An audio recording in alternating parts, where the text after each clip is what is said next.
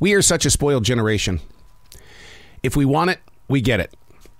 Streaming television and streaming music or any other type of streaming has really spoiled us rotten.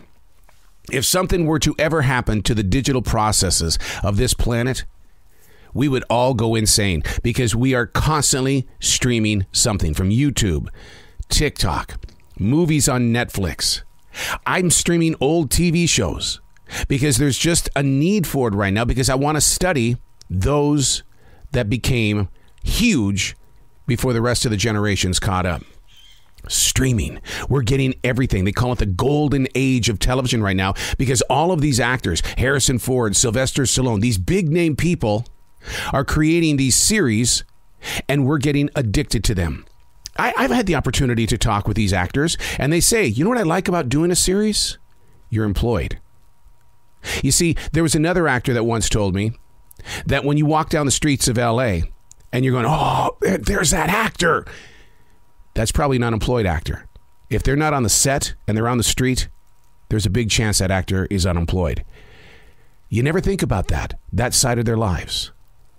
Learning how to accept those that are entertaining us. Learn about them. Understand them. See what their full view of life really is. Hey, it's Arrow. This is The Daily Mess, a chronological walk through an everyday world. I am a daily writer, very much aware. I call it a silent wolf.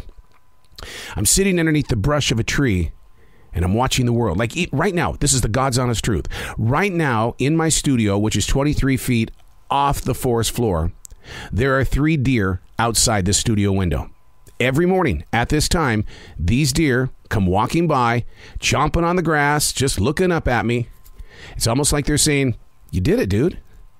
You made it through the night. Good morning. Good morning. Look, look at that. Oh, they're so beautiful. They're so beautiful. It catches my eye because they're moving and their white swishy tails are like paintbrushes. And I often wonder, what is it they're painting? This is The Daily Mess. We've really gotten hooked on watching these old television shows. Jack Benny, Johnny Carson, and George Burns and Gracie Allen.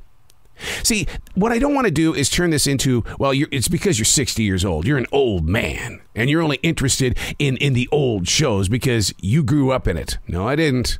I didn't have Jack Benny. Neither did my wife. And we were at the tail end of that Johnny Carson guy. So no. This is not an old people thing. We're just observing what has become a part of the television world. The comical pacing of Jack Benny. The facial expressions in a black and white world. Johnny Carson's quick one-liners while sporting a beautiful business suit. I find no reason to compare their talents to those on modern-day sitcoms and late-night shows. To each their own, and their own is always to be themselves and not an impersonation. The view of the entertainment landscape is far-reaching during these modern times, and spending time with those who help shape it allows the soul to embrace the seeds of inspiration. Here's how I look at it. Knowing the tree before it sacrifices its life to become a sheet of paper. The paper that I write upon each morning, which becomes a conversation on a podcast, which you pick up on your side. The seed of a tree. These beautiful deer out here, they weren't around in 1997. While writing that morning, I heard it in my heart, replenish the forest. I was like, what? Who has that kind of time? Replenish the forest. I've got the pictures. I've got the daily writing. I worked with the North Carolina Forest Service, and we had 1,700 seedlings put into the ground in this forest. See, seeing the seed of the tree before it becomes the paper. In 1997, we didn't have the hawks flying around. We didn't have the owls that were building nests in trees in this forest.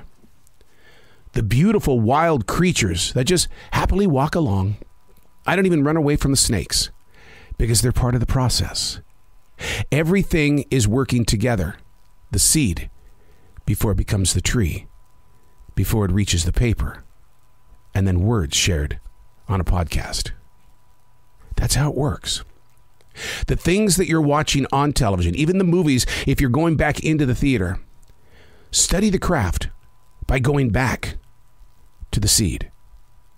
I'm Arrow, and that's the Daily Mess.